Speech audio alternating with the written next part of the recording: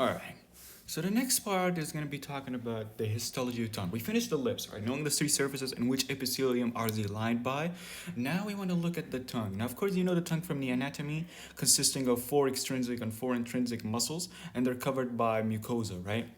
Now, of course, it has 2 surfaces, right? The dorsum and the inferior surface. Let's look at the dorsum surface of the tongue only. Now, if you look at the dorsum surface of the tongue, now, as you know, before we start, the tongue is divided into 2 parts, right? The oral and the pharyngeal part, or anterior and posterior part, by that V-shaped sulcus terminalis. And you can see that the dorsum of the tongue is what? It's rough. It's not smooth. The surface is not smooth. It's rough, right? Now, part of that is because the posterior part of the tongue is lined by lingual tonsil. The other reason for the interior part of the tongue is because they're lined by 4 types of papillae. 4 types of papillae that contain, all of them contain your taste buds ma ada one. But before we go to that, what do we mean by papillae?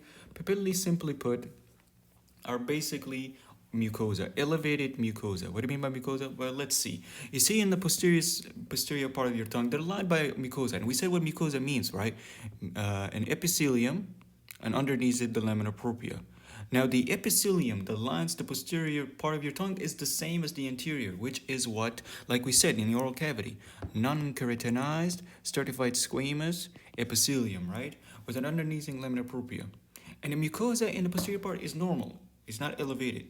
However, when we look at the interior part of the tongue, we'll see that the oral mucosa that lines the muscles in the interior part of the tongue, the mucosa is elevated. And we gave it a name. And that name is papillae. And so we'll see that the rough surface of the interior part of the tongue, they're consisting of many different types of papillae, all right? Consisting of an elevated epithelium, non-keratinized stratified squamous epithelium, and a lamina propria underneath. Okay, 4 types. اللي هم ايش؟ خلينا نسميهم. One is anterior to your sulcus terminalis, your valate papillae. One is on the edges, you probably heard it for the first time, foliate papillae. They don't consider it in the anatomy because it's poorly developed in humans. They consider it as rudimentary, but still it's a part of the 4 papillae. So you got valate papillae, foliate papillae at the edges or on sides. On the edges, you've got fungiform papillae. And the last one, the papillae that makes up, the papillae that makes up the majority of your papillae is your filiform papillae. Now, there's some things you had to keep in mind. Not all papillae, they contain taste buds. You see, the valate and the foliate and the fungiform, they all contain your taste buds, okay? They all contain your taste buds, except the filiform papillae. This is the only papillae that doesn't contain your taste buds for sensation. Instead, they just contribute to considering they make up the majority of your papillae, they make up the rough surface, they contribute to the rough surface of the tongue so that you're able to move food around as you're chewing. All right, so this is the only papillae that doesn't have a taste bud, but the remaining papillae, they do, even the rudimentary one, foliate.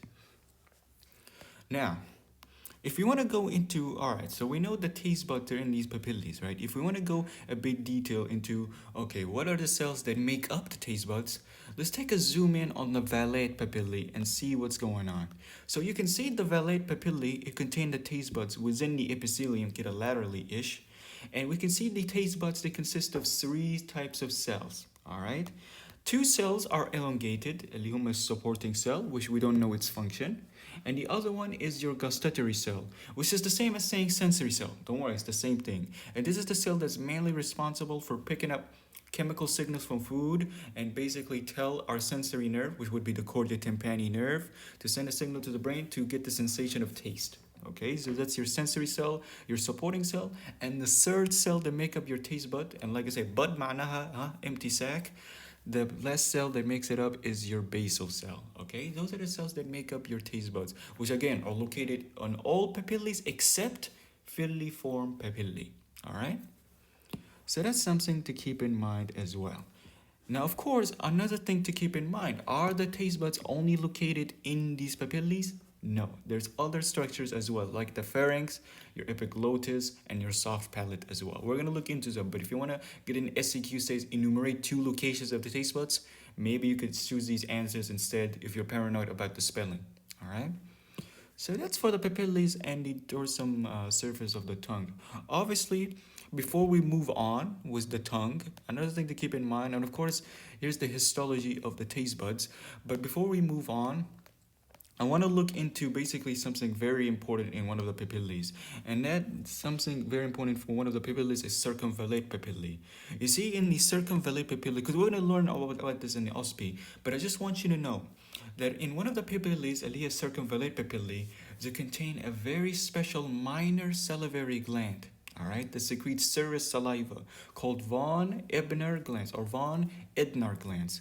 Von Ednar glands in their lamina propria, okay, or in their submucosa. Either way, in the lamina propria, let's say.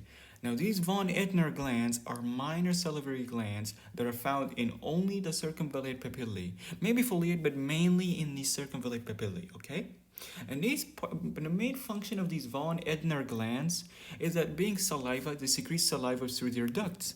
And their ducts, they terminate into these clefts, these empty spaces between the large circumvallate papillae, to ensure, and of course the reason why is to ensure is that if you have any food that come down to the clefts, they could overstimulate your taste bud over and over again. So you keep tasting the same apple you ate a minute ago over and over again. What they do is they secrete saliva into these clefts to wash them away, to wash all these food particles away, so that instead of tasting the same apple over and over again, you could taste, for example, a banana next. Okay, so it's like a washing cleaner of sorts. So that's just something to keep in mind as well. Very important. So there could be an MCQ. They could be asking you which papillae of the tongue contain stratified squamous epithelium and von Ednar glands in its lamina propria. You will choose circumvallate papillae, which are these two darker structures as well. Okay? So that's something to keep in mind. They are minor salivary glands, mind you. Okay? And that's basically what we talked about. The 4 types, with the exception of filiform, they all contain taste buds. And we said the cells that make up the taste buds. Of course, here's the circumvallate papillae. Again, the von Ebner glands. Again, they're only found in circumvallate papillae. And we said their purpose through excretory ducts, secrete saliva, washing away food particles. Here's another structure showing us the ovoid structure known as the taste buds within the non-keratinized stratified squamous epithelium. Remember, the oral tongue is lined by oral mucosa, so it's immediately lined by that type of epithelium. Again, to protect against the abrasion of food. And of course, the last one is the location of your taste buds. Now, I don't want to go into more detail about the histological feature of each papillae ma'ada circumvallate, because we're going to know more in the others in the OSPI. But for now, we should know one absolutely for the circumvallate, for the finals. For the mid-exams and the finals too. Now, like we said before, are the taste buds just located on the papillae? No.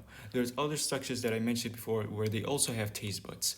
We have the soft palate, the pharynx, and the epiglottis. Okay, so that's something to memorize as well. Enumerate 2 locations of the taste buds. You can answer any of the 2. All right. So that's the microscopic feature of the tongue, and of course the posterior one side of the tongue lined by the same epithelium. It's just it's not like elevated. It doesn't have papillae. Just lingual tonsils like in the interior. The posterior one side of the tongue contains just oral mucosa, stratified squamous epithelium, and basically it. We're not going to focus into it too much. Just know the entire tongue is lined by non-keratinized stratified squamous epithelium. And that's it for the tongue. Let's go to the salivary gland next.